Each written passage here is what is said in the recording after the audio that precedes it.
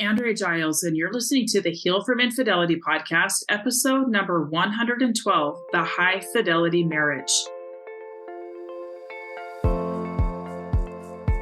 Hello, and welcome to the Heal from Infidelity podcast, where courageous women learn not only to heal from their spouse's betrayal, but to become the boldest, truest, most decisive, and confident versions of themselves ever.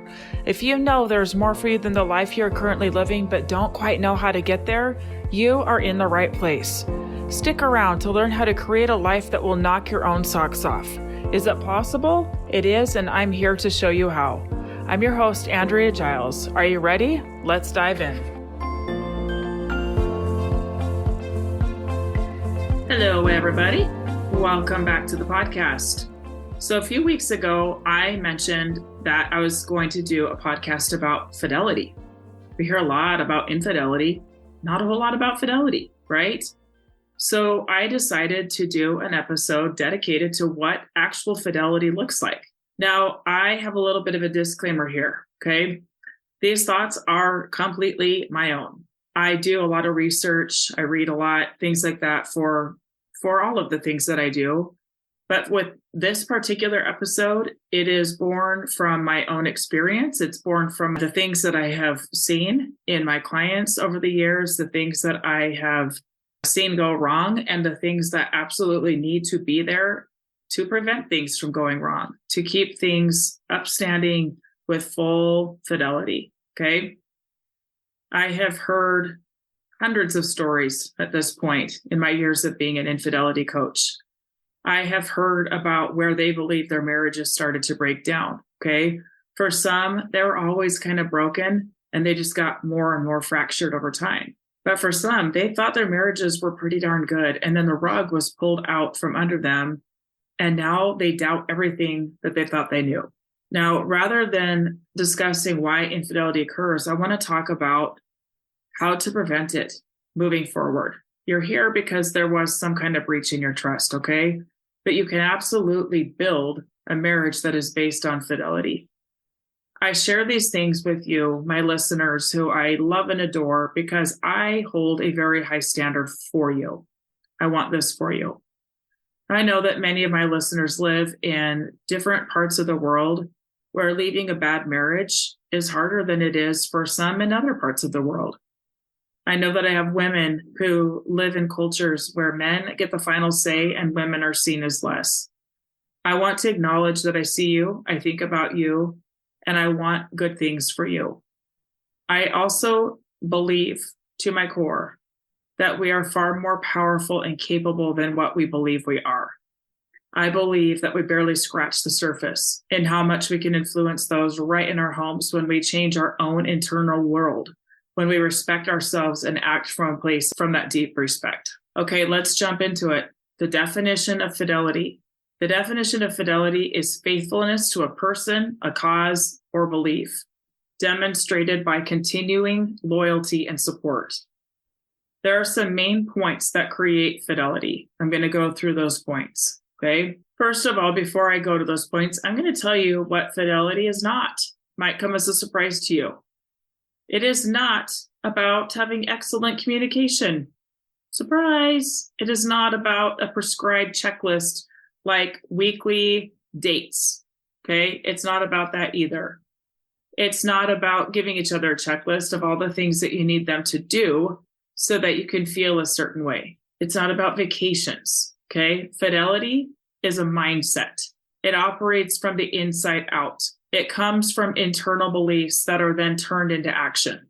All right, let's break it down, okay? Number one, fidelity begins with a high regard for yourself. You've probably heard before that we can only love others as much as we love ourselves. I've never really liked that because I have had times in my life where I felt a lot of disdain and dislike for myself, but I always loved my children, my spouse, things like that. It hasn't quite felt true to me, okay? But I think that I understand it now. When we are not loving ourselves well, when we're unkind to ourselves, we're often preoccupied with ourselves. We often are thinking about how we don't measure up, our latest errors, wondering what people think of us, etc.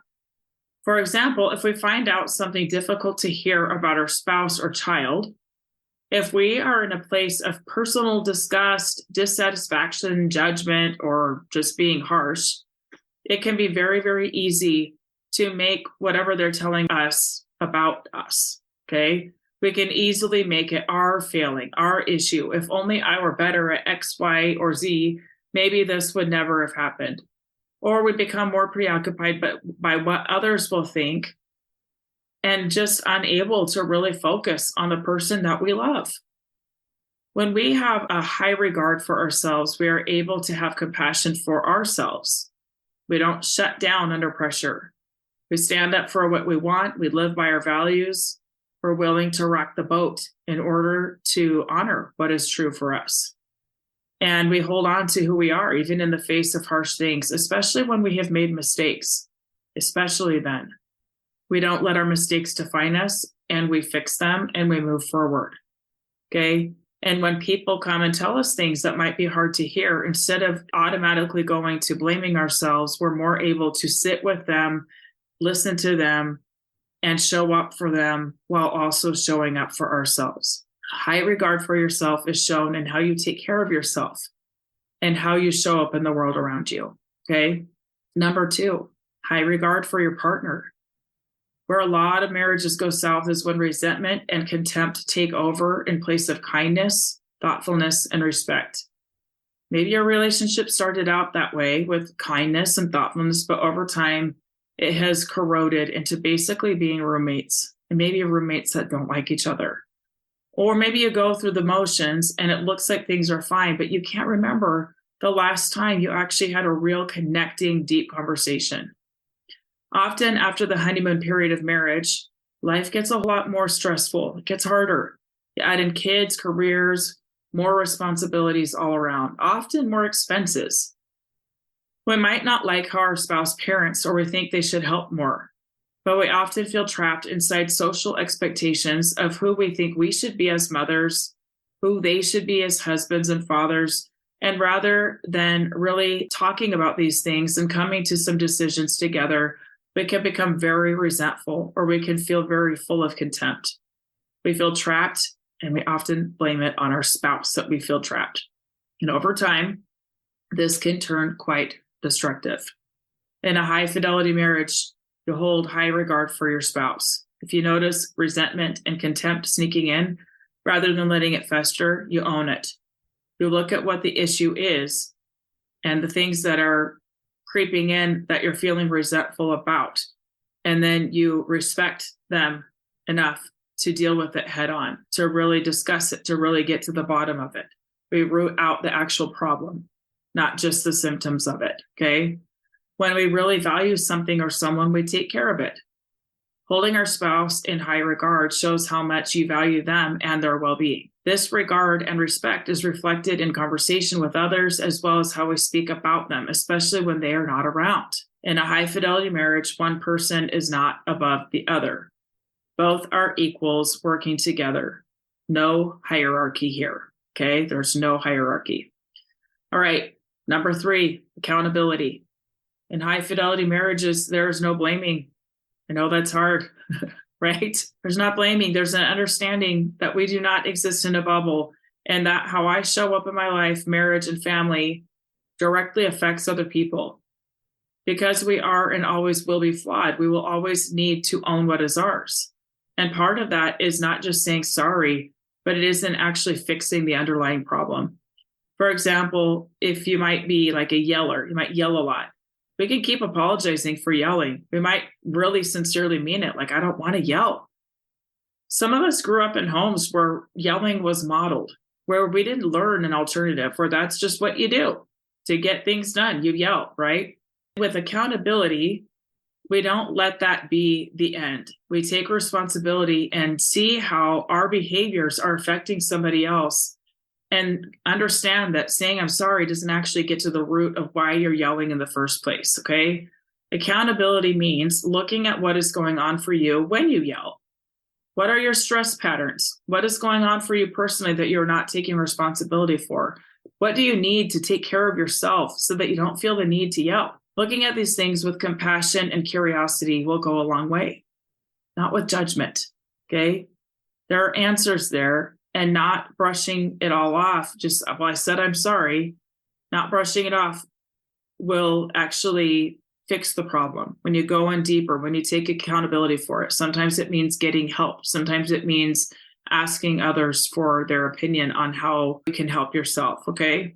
Number 4, commitment. Part of commitment is guarding your relationship as something precious to protect. Guard it first by guarding yourself. Having enough awareness of yourself to know your own vulnerabilities is crucial. Know where you may be tempted to be less loyal. Know where you might put your own selfish desires in front of those you love. Know what your blind spots are. Where are you vulnerable? It might be talking bad about yourself when you're upset at them rather than talking to them head on. Let me list a few examples of things that I have seen in my coaching that if they would have been better guarded, would have protected the marriage, okay? For some, it has been alcohol.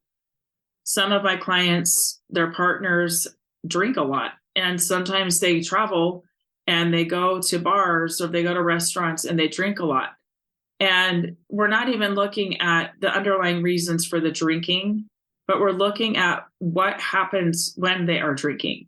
Because I've seen this many, many times where the partner will get a little tipsy, it will mess with their judgment, and then they end up making decisions that puts their marriage at risk, puts it in jeopardy, okay? So for example, this is an area, this alcohol example, where if you know that this is something that you struggle with, if you know that it is a vulnerable place for you, you make a decision to guard your marriage by not drinking when you are out of town. You don't even want to run the risk of making poor decisions that might hurt your partner. This is high fidelity, okay? If you know that you sometimes talk poorly about your spouse, to your mother or your sister or a friend in a way that would be hurtful to your spouse when you're upset at them, this is an area to really take stock of, to really go, okay, what do I think is going to happen? Like I never feel good afterwards. So how could I handle that better? How can I protect that part in our marriage? And if there are things that need to be dealt with, what would be a really high fidelity way of dealing with them that wouldn't leave my spouse feeling hurt? Okay. Some of my clients are in professions where there are many people of the opposite sex around every day, lots of attention being thrown their way. I have seen this a lot in medical professions with doctors or with surgeons. There's nurses everywhere, right? Part of fidelity is knowing that it feels good to have validation and attention of others, and that sometimes it is very tempting to flirt, etc. Guard it. Know what your own vulnerabilities are. Know where you like attention. Know what feels good. And do not put yourself in situations where you might slip into those behaviors. Just don't, okay? Last but not least, number 5, trust. Trust.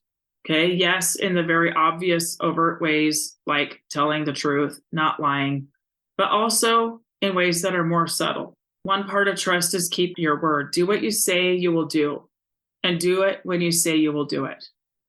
Okay, this is a conversation I've been having a lot at home. It's too easy to say, oh, I forgot that I said that I would do this. Or, oh, I thought you meant this. I didn't really mean this, or I thought you didn't mean this. Okay, negotiating on what you agreed to.